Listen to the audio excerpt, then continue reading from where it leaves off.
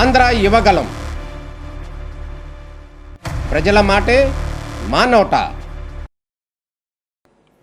మన భారతదేశపు 80వ స్వాతంత్ర దినోత్సవం సందర్భంగా ఈ కార్యక్రమానికి విచ్చేసిన గౌరవ పార్లమెంట్ సభ్యులకి, శాసనమండలి సభ్యులకి, వివిధ కార్పొరేషన్ల చైర్మన్లకి, పార్లమెంటేరియన్స్కి,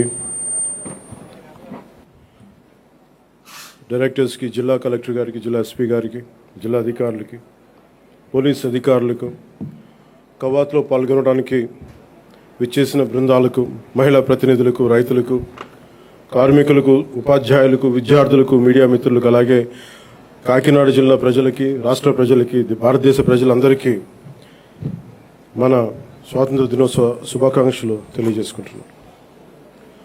ఈ తీర ప్రాంతం నుంచి జాతీయ పతాకం సాక్షిగా మన స్వాతంత్రాన్ని స్మరించుకుంటున్న ఈరోజు ఎంతో ప్రత్యేకమైనది. 80 సంవత్సరాల అంటే దాదాపు 8 దశాబ్దాల భారత ప్రయాణం. ఒక తరం స్వాతంత్రం కోసం పోరాడింది, ఒక తరం ఆ స్వాతంత్రాన్ని కాపాడింది, మరో తరం దేశ నిర్మాణానికి పునాదులు వేసింది. ఇప్పుడు భారతదేశం మరింత బలమైన, సమర్థవంతమైన, స్వయం సమృద్ధి కలిగిన దేశంగా ప్రపంచానికి నాయకత్వం వహించే దిశగా అడుగులు వేస్తున్న తరుణంలో ఆ మహత్తర ప్రయాణాన్ని మరింత వేగంగా, మరింత గొప్పగా ముందుకు తీసుకెళ్లే బాధ్యత అన్ని తరాల మీద ఉంది, ప్రత్యేకించి కొత్త తరం మీద ఉంది.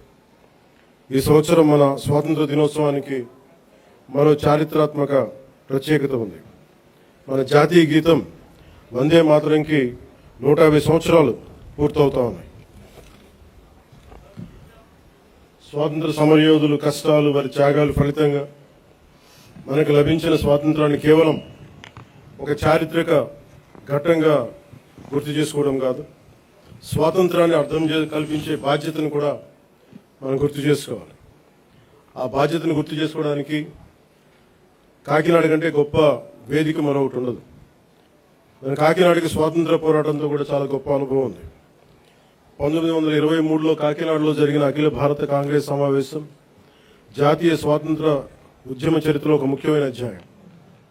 జాతీయ చైతన్యానికి కాకినాడ ఒక వేదికగా నిలిచిందనడానికి ఒక గొప్ప ఉదాహరణ. అదే స్ఫూర్తిని మన చుట్టూ ఉన్న ప్రజల జీవితాల్లో కూడా మనం చూడవచ్చు. ఈ తీర ప్రాంతంలో తుఫాన్లు వస్తాయి, సముద్రపు కోత ఉంటుంది, భారీ వర్షాలు ఉంటాయి, ప్రకృతి అనుక్షణం ఎన్నో సవాళ్లు విసురుతూ ఉంది.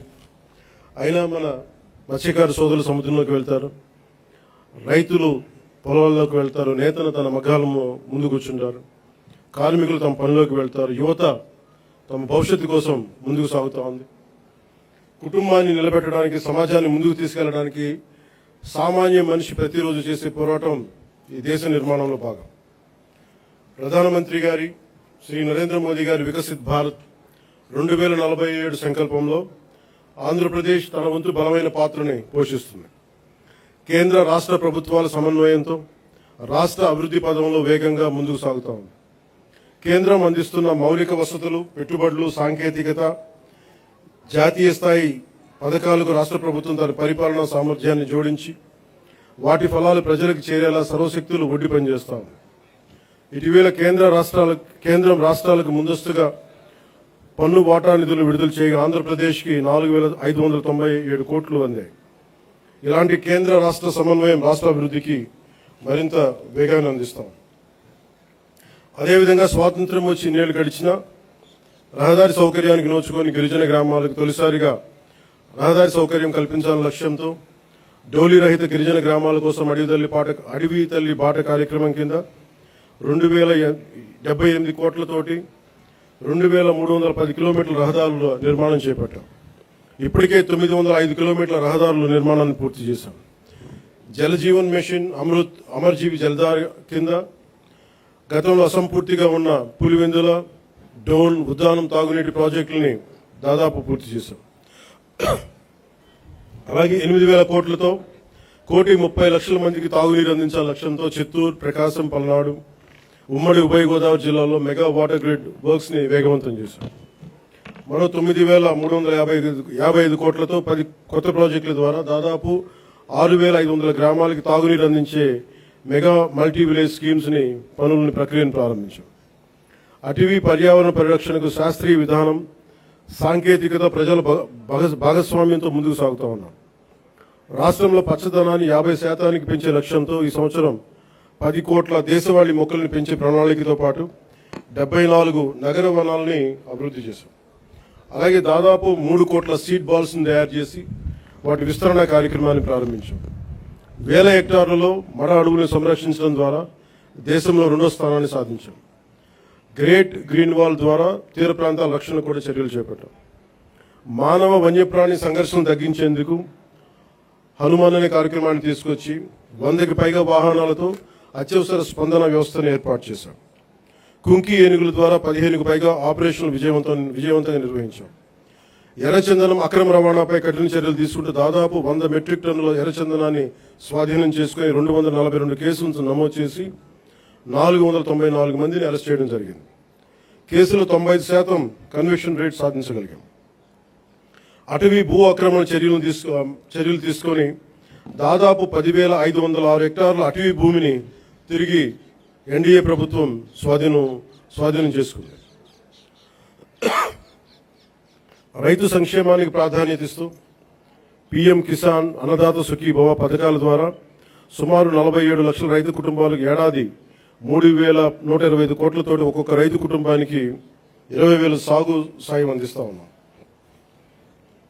ఆదాయ పౌర సరఫరాల శాఖ ద్వారా రైతులు పండించిన ధాన్యాన్ని మద్దతు ధరకు కొనుగోలు చేశాం. గత ఖరీఫ్ సీజన్లో 1.82 కోటి 82 లక్షల మంది రైతుల నుంచి 48.70 లక్షల మెట్రిక్ టన్నుల ధాన్యాన్ని కొనుగోలు చేశాం. కొనుగోలు చేసిన ధాన్యానికి సంబంధించిన 11,556 కోట్లని 48 గంటల్లోనే రైతుల ఖాతాల్లో జమ చేయిస్తాం. రబీ సీజన్లో మరో 6,037 కోట్ల విలువైన ధాన్యాన్ని సేకరించాం.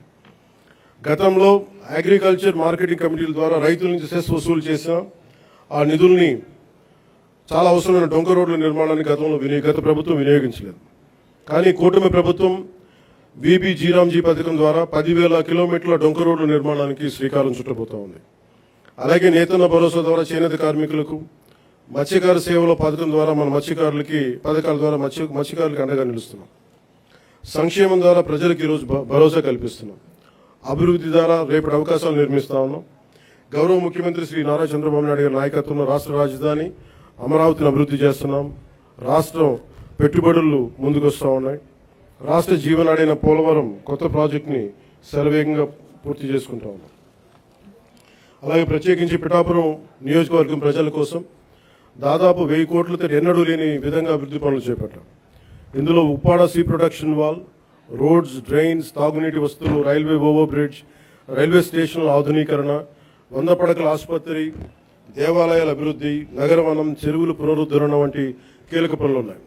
పల్లె పండుగ, బీబీ జీరాంజీ వంటి కార్యక్రమాలతో పిఠాపురం అభివృద్ధికి మరింత వేగంగా తీసుకొచ్చాం. నేటి యువతతోటి మాట్లాడటం అంటే రేపటి భారతదేశంతో మాట్లాడటం. అందుకు మీతోటి కొన్ని మాటలు పంచుకోవాలనుకుంటాం. మీరు కేవలం భారతదేశ భవిష్యత్తు కాదు, భారతదేశపు ప్రస్తుత బలం కూడా. ఈ రోజున సమాచారం మనకి క్షణాల్లో చేరుతా ఉంది. But speed is not truth. ఏదైనా నమ్మే ముందు ఆలోచించండి, అనుసరించే ముందు ప్రశ్నించండి, నిర్ణయం తీసుకునే ముందు పరిశీలించండి. మన రాజ్యాంగ ప్రాథమిక విధుల్లో article 51 clause A sub clause H కూడా ప్రతి పౌరుడు శాస్త్రీయ మానవతా పరిశీలన సంస్కరణ దృక్పథాలను, scientific temper, humanism, inquiry and reforms పెంపొందించుకోవాలని చాటి చెప్తూ ఉంటుంది. మనందరికీ మన అభిప్రాయాన్ని స్వేచ్ఛగా వ్యక్తం చేసే హక్కు ఉంది. అది మన ప్రజాస్వామ్యానికి చాలా గొప్ప బలం. కానీ ఆ స్వేచ్ఛని ఇతరులను దూషించడానికి, తప్పుడు సమాచారం వ్యాప్తి చేయడానికి ఉపయోగించకూడదు. Before sharing, verify data. Before criticizing, know the facts. Before abusing, remember your responsibility. బలమైన ప్రజాస్వామ్యానికి మనకు కావాల్సింది బ్లైండ్ ఫాలోవర్స్ కాదు, ఇన్ఫార్మ్డ్ సిటిజన్స్ చాలా అవసరం. మీ చేతుల్లో మొబైల్ ఉంది, టెక్నాలజీ ఉంది, ఇన్ఫర్మేషన్ ఉంది, ఓటు ఉంది, టాలెంట్ ఉంది. కానీ అన్నిటికంటే ముఖ్యంగా మీ చేతిలో మీ భవిష్యత్తు ఉంది, దేశ భవిష్యత్తు ఉంది. ప్రతి తరం తన కాలానికి ఒక బాధ్యతను మోస్తుంది. స్వాతంత్ర ఉద్యమంలో ఒక భగత్ సింగ్, చంద్రశేఖర్ ఆజాద్, నేతాజీ వంటి యువకుల స్ఫూర్తితోటి ఆ రోజున దేశం కోసం త్యాగాలు చేశారు. స్వాతంత్రం వచ్చిన తర్వాత తరాలు దేశ నిర్మాణానికి పునాదులు వేశాయి. ఇప్పుడు ఆ జాతీయ నిర్మాణపు జ్యోతిని ముందుకు తీసుకువెళ్లాల్సిన అవసరం మన యువతది. మీరు ఈ దేశపు యువతది. మీ ఆలోచన స్వేచ్ఛగా ఉండాలి, అన్యాయంపై అసహనం ఉండాలి, మార్పు తీసుకురావాలని తపన ఉండాలి. ప్రభుత్వాన్ని ప్రశ్నించండి, విధానాలను విమర్శించండి, నిరసన తెలియజేయండి. కానీ మీ కోపాన్ని విధ్వంసంగా కాకుండా నిర్మాణాత్మక శక్తిగా మార్చండి. పోరాడే సమస్యలు నిజమైనవే కావచ్చు, కానీ వాటిని ఎవరు ఏ దిశలోకి తీసుకువెళ్తున్నారనేది ఆలోచించాలి. వ్యవస్థలో తప్పుంటే వ్యవస్థని ధ్వంసం చేయడం కాదు, వ్యవస్థని సరిచేయడం అంటే మనకు లక్ష్యం కావాలి. నేను కూడా ప్రజా సమస్యల కోసం అనేక ఉద్యమాలు చేశాను. కానీ ఎక్కడా కూడా ప్రజల ఆస్తుల్ని ధ్వంసం చేయడం కానీ, హింసకి దారి తీయడం కానీ, సమాజాన్ని విభజించడం ఎప్పుడు మార్పుకి మార్గం కాదనే ఆలోచన ఎప్పుడు దృష్టిలో పెట్టుకొని ఉద్యమాలు చేశాం. భారతదేశానికి ప్రతిభ కొరవలేదు, అవకాశాలు కావాలి. అవకాశాలను సృష్టించే సమయం ఇది. ప్రపంచంలోని పెద్ద సంస్థలకి నాయకత్వం వహిస్తున్న భారతీయుల నుంచి, అంతరిక్షం నుంచి డిజిటల్ టెక్నాలజీ వరకు, భారత్ సాధిస్తున్న విజయాల వరకు మన సామర్థ్యాన్ని చాటి చెప్పడం సామర్థ్యానికి ప్రపంచమే సాక్ష్యం. కాబట్టి యువతకి నా పిలుపు ఒకటే: డబ్బుకి మీ ఓటు నమ్ముకోకండి, తప్పుడు సమాచారానికి మీ ఆలోచన నమ్ముకోకండి, ద్వేషానికి మీ భవిష్యత్తును అప్పగించకండి. ప్రశ్నించే యువత కావాలి, పరిష్కారం చూపే యువత కావాలి, అవకాశాలు సృష్టించే యువత కావాలి, భారతదేశాన్ని నడిపించే యువత కావాలి. ఈ తరం చేతిలో ఉన్న జ్యోతి యువత. వచ్చే తరానికి మరింత ప్రకాశవంతమైన భారతదేశంగా మీ చేతిలో ఉండాలని మనస్ఫూర్తిగా కోరుకుంటూ సెలవు తీసుకున్నాను. జై హింద్.